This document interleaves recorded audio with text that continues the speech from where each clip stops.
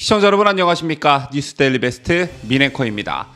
이태원 참사로 우울한 뉴스만 전해지는 요즘 한 줄기 담비 같은 소식을 먼저 전해드리겠습니다. 지난 6월 북대서양 조약기구 나토 정상회담 당시 윤석열 대통령과 안제이 두다 폴란드 대통령이 만났습니다. 이 자리에서 두 정상은 양국 간 실질 협력 강화 방안과 함께 북핵 문제 등 다양한 국제 현안에 대해 의견을 교환했습니다. 특히 이 자리에서 윤 대통령은 폴란드에 진출한 300여 개 우리 기업에 관심을 가져달라고 말하면서 이른바 세일즈 외교를 펼쳤고, 두 정상은 투자 확대, 인프라, 원자력 등 분야의 실질적 협력을 강화하기로 했습니다. 오늘이 11월이 시작이 됐으니 윤석열 대통령이 폴란드 대통령을 만난 게 5개월이 됐는데요. 드디어 이것과 관련한 외교적 성과가 나왔습니다. 정부가 폴란드와 무려 40조 원이 넘는 규모의 원전 수출기를 열었다는 소식이 있었습니다. 이명박 정부 때인 2009년 아랍에미리트 바라카 원전 수주 이후 13년 만의 쾌거인데요. 이번 쾌거가 갖는 의미가 매우 큽니다. 우선 국내 첫 유럽 원전 수출로 체코 원전 수주에도 유리한 고지에 올라 2030년까지 해외 원전 수출 10기를 약속한 윤석열 정부의 해외 원전 수주에 가속도가 붙을 것으로 기대가 된다는 점입니다. 지금부터 이 기쁜 소식을 전해드릴 텐데요. 산업통상자원부는 어제였던 10월 31일 이창양 장관과 야체크 사신 폴란드 부총리 겸 국유재산 장관 등이 참석한 가운데 폴란드 퐁트누프 지역 원전 개발 계획 수립을 위한 양국 기업 간 협력 의향서와 양국 정부 간 양해각서를 체결했다고 밝혔습니다. 여기까지 들으시고 최종 계약도 아닌데 너무 설레발치는 거 아니냐 이런 말씀하시는 분들 계실 텐데요. 물론 협력 의향서 체결이 곧바로 수치를 의미하지는 않지만 유리한 고지를 선점했다는 점에는 이견이 없는 상황입니다. 박일준 산업부 2차관 역시 경쟁 입찰 형식이 아니라 협력 의향서에 한국형 원전 APR 1400이 명시된 만큼 이번 수주가 다른 나라로 넘어갈 것으로 보진 않는다 이렇게 말했습니다. 폴란드 부총리 또한 한국과 폴란드 간 건설 본계약 체결과 관련해 100% 확신한다고 말했는데요. 이번 사업은 2024년 말 운영을 중단할 예정인 화력발전소를 2기에서 4기의 원전으로 대체하는 민간 사업입니다. 계약 규모에 대해 박 차관은 이집트 원전 4기 건설에 300억 달러, 우리 돈으로 약 42조 원이 든 점을 고려하고 있다고 말했는데요. 여러분 아시다시피 우리나라가 가장 잘 할 수 있는 원전 사업이 문재인 정권에 의해 거의 파괴되다시피 했습니다. 따라서 원전 생태계 회복을 위해선 실제적인 수출 실적이 절실했던 상황이었는데요. 드디어 그 길이 열린 것이고 폴란드를 비롯한 유럽 내 원전 수요가 매우 크다는 점에서 따라서 폴란드와 첫 유럽 원전 수출에 청신호가 켜지면 향후 체코 등 다른 나라와의 수출에도 긍정적인 영향이 예상됩니다.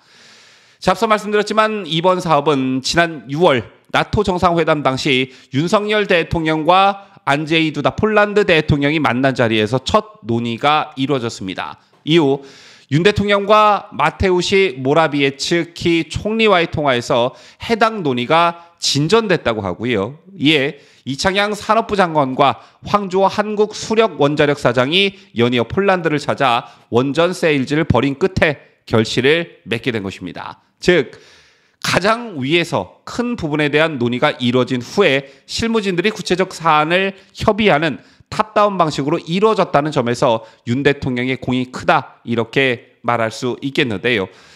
워낙 지난 문재인 정권에서 우리나라 원전 생태계를 조져놨기 때문에 윤 대통령의 임기 내 원전 10기 수출 약속이 과연 이루어질 수 있을까 이런 의구심이 들었던 게 사실인데 과장된 말이 절대 아닌 게 확인이 됐습니다. 하지만 아쉽게도 이태원 참사로 인해 해당 소식이 언론에 많이 다뤄지지가 않았고 이 방송을 접하시는 분들 중에서도 모르고 계셨던 분들이 많이 계셨을 거라 생각되는데요. 이 뉴스 대신 어제 포털을 화려하게 장식했던 뉴스가 있었죠. 특히나 좌파 언론이 이때다 싶었는지 이 기사를 확대 재생산하는 양상까지 보였는데 그 기사는 다름 아닌 유승민의 윤석열 정부 공격글이었습니다. 유승민의 해당 SNS 글이 왜 큰 문제가 되는지 잠시 후 설명해 드리기로 하고 일단 글부터 먼저 보시죠. 유승민이 자신의 SNS에 올린 글은 세상 무엇과도 바꿀 수 없는 아들, 딸, 차디차게 돌아온 자식을 끌어안고 고통에 울부짖는 엄마, 아빠를 보며 눈물이 나고 분노가 치민다는 감성파리로 시작을 합니다. 눈물까지야 뭐 그렇다 쳐도 여기에서 분노가 왜 나오는지 모르겠는데요. 유승민이 분노라는 단어를 꺼내든 이유는 다음 구절에서 쉽게 알 수 있습니다. 그 엄마 아빠 마음으로 생각해 봤다. 왜 자식이 거기서 죽어야 했는지라고 운을 띄운 유승민은 곧바로 사실상 윤석열 대통령을 겨냥해 이태원 참사는 반드시 원인을 밝히고 책임을 물어야 한다고 했는데요.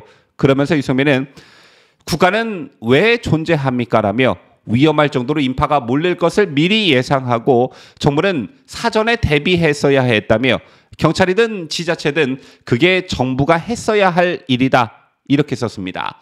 현재 민주당에서 불을 지피고 있는 이른바 정부 책임론에 여당 소속인 유승민이 지원 사격을 해준 꼴인데 아마 제가 예상하건대 이번 헬로윈 이태원 축제에 수많은 경찰 병력을 투입했다면 젊은 층들로부터 왜 즐기러 나왔는데 경찰이 이걸 통제하느냐, 공안정국이냐라는 말이 나왔다면 유승민은 또 검찰공화국도 모자라 공안정국으로 시민들의 자유를 억압하느냐 이런 식의 글을 분명히 올렸을 겁니다. 즉 비판을 위한 비판이라는 얘기를 제가 여러분들께 드리고 싶은 건데요.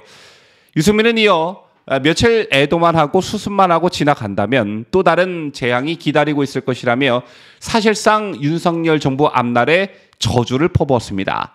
그러면서 유승민은 철저히 잘못을 규명하고 책임을 묻고 그렇게 하는 것만이 세상을 떠난 영혼들과 그 가족들을 위해 살아남은 우리가 진심으로 해야 할 책무라며 글을 마쳤습니다.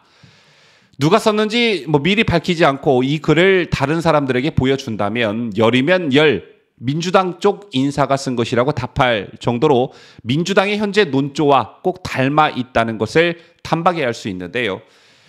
산 넘어 산이라고 이준석 하나 제거하니 그 다음 타자가 유승민이냐 이런 말씀하시는 분들 요즘 제 주변에 많이 계십니다.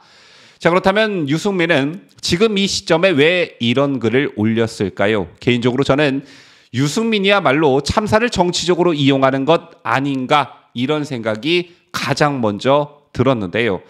현재 국민의힘은 전당대회를 앞두고 있습니다.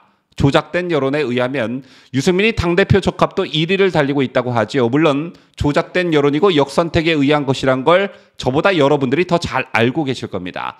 하지만 역선택이라는 걸 무시하면 안 되는 이유가 바로 직전 대표인 이준석도 역선택에 의해 당원들의 전폭적인 지지를 받은 나경원 당시 후보를 물리치고 당대표 선거에 당선이 됐습니다. 여러분 아시다시피 이준석의 포지션과 유승민의 정치적 포지션은 정확히 겹치는 측면이 있지요. 현재 보수파는 과거 새누리당과 바른정당, 그 뒤 자유한국당과 바른미래당처럼 분열돼 있지 않고 국민의힘으로 뭉쳐져 있다고 보시는 분들 많으실 겁니다. 왜냐? 실제 표면적으로 그렇기 때문인데요. 하지만 바른정당 세력이 자립에 실패하고 지발로 다시 껴들어와 국민의힘의 둥지를 튼 것일 뿐 사실상 보수 분열의 중심에 유승민 세력이 있는 것이 사실입니다. 문재인이 대통령으로 당선됐던 지지난 대선이 끝난 후 강원택 서울대 정치외교학부 교수가 2017년 대통령 선거에서의 보수 정치 몰락혹은 분화라는 논문을 발표한 적이 있습니다. 논문에는 강 교수가 연구를 위해 각 후보를 지지한 유권자들의 주관적 이념의 평균값을 구한 결과가 나와 있어 관심을 끌었는데요. 10점 척도로 1점에 가까우면 진보, 10점에 가까우면 보수인데 그 결과 홍준표 지지자들의 평균은 6.88로 나타나 매우 강한 보수적 이념 성향을 갖고 있었습니다. 그리고 유승민 지지자들의 경우 5.62로 나타나 홍준표 지지자에 비하면 상대적으로 좌에 가까웠는데 당시 국민의당 대선 후보였던 안철수 지지자들의 평균이 5.1이라는 점에 비춰봤을 때 유승민이 얼마나 보수의 탈을 쓰고 중도라고 말하며 표를 호소해 왔는지 쉽게 알 수 있습니다. 특히 중요한 건 세대별 패턴이었는데요. 홍준표 지지자의 평균 연령은 60.3세, 안철수 지지자의 평균 연령은 52.3세였습니다. 그런데 놀랍게도 유승민 지지자들의 평균 연령은 42.9세였습니다. 이 밖에 새 후보 지지자들에게 좋아하는 역대 대통령도 물었는데요. 홍준표 지지자의 71.3%는 박정희 대통령을 가장 좋아하는 대통령으로 선택한 반면 유승민 지지층에서 박정희 대통령이 가장 좋다는 응답은 15.6%에 그쳤습니다. 반대로 노무현을 가장 좋아하는 대통령이라고 응답한 비율이 무려 51.6%로 가장 높게 나타났습니다. 해당 조사를 하고 논문을 쓴 서울대 강원택 교수는 이 같은 조사 결과와 관련해 박정희에 대한 강한 선호를 드러낸 홍준표의 지지층이 전통적 보수를 대표하고 있다면 오히려 노무현을 선호한 유승민의 지지층은 이들 전통적 보수들과 구분되는 상이한 정체성을 갖는 새로운 보수의 등장을 보여주는 것이다. 이렇게 해석했는데 제가 보기엔 이 같은 해석에 무리가 있어 보입니다. 새로운 보수의 등장이 아니라 보수라는 탈을 쓰고 중도 또는 좌파들의 지지를 받는 그동안 전례가 없었던 정치적 괴물의 탄생이었다. 저는 이렇게 보는데요. 여러분 아시다시피 유승민은 박근혜 대통령의 측근 중 측근이었지만 배신을 일삼더니 결국 탄핵을 주도했고 그 뒤 바른정당을 창업했지만 창당에 참여한 세력들이 줄줄이 원대 복귀하면서 고립무원에 빠졌고 얼마 안 되는 이준석, 하태경 등을 이끌고 끝까지 어떻게 좀 해보겠다며 손학규, 안철수와 손도 잡아보곤 했지만 이것도 결국 망해버렸고 마지막 발악으로 새로운 보수당을 차렸지만 2020년 1월 5일 창당, 2020년 2월 17일 미래통합당으로 기어 들어가는 전무후무한 한 달짜리 정당의 기록을 새로 썼습니다. 자, 모두가 보수정당 새누리당이라면 손가락질하던 탄핵정국에 그게 무서워 보수정당이었던 새누리당을 탈당해 바른정당을 창당했고 그게 실패하자 당시 중도에서 살짝 좌파 쪽에 더 가까웠던 손학규, 안철수와도 손을 잡질 않나. 그것도 실패하니 당시 가장 오른쪽에 있었던 황교안 대표의 미래통합당으로 기어 들어오질 않나. 도대체 유승민의 정체성은 무엇인지 정말 아무도 모를 일이고요. 지금에 와서 또 박근혜 대통령에게 그랬던 것처럼 국민의힘 내 반윤석열파로 포지션을 확실히 하고 있습니다. 앞서 전해드린 유승민의 문제의 SNS 글과 관련해 제가 비판을 위한 비판, 그 이상 그 이하도 아니다 이런 말씀을 드렸는데요. 그럴 리는 없겠지만 지난 대선에서 유승민이 윤석열, 홍준표를 물리치고 최종 후보가 돼 이재명과 맞붙어 대통령이 됐다고 칩시다. 그리고 임기 초 이태원 참사가 터졌다고 칩시다. 그러면 저런 말을 과연 유승민이 할 수 있었을까요? 또 꼭 이게 아니라면 유승민의 말대로 수많은 인파가 몰릴 것을 미리 예상했고 정부가 사전에 대비를 해야 했다면 본인 말대로 그런 선견지명을 유승민 본인이 가지고 있었다면 좀 윤석열 대통령에게 알려주지 그랬습니까? 왜 사고가 터지기 전에는 가만히 있다가 사고가 터진 후 저런 결과론적인 얘기, 비판을 위한 비판만 늘어놓는지 유승민다운 게 바로 저런 것입니다. 보수의 씨를 말리고 좌파를 도와 내가 사는 유승민. 좌파 진영의 역선택을 외연 확장이라고 선동하는 유승민. 주요 지지층이 민주당의 역선택 및 전라도인 유승민. 잘하는 것이라곤 민주당 이중대 지시나 보수 진영에서 배출한 대통령 등의 칼꽂기가 전부인 유승민. 가만히 돌이켜 생각해보면 보수가 위기를 맞고 암흑기를 맞은 원인에는 항상 유승민이 있어 왔습니다.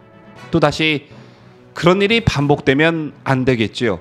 지금까지 저는 대한민국을 소화하는 뉴스데일리 베스트 민앵커였습니다.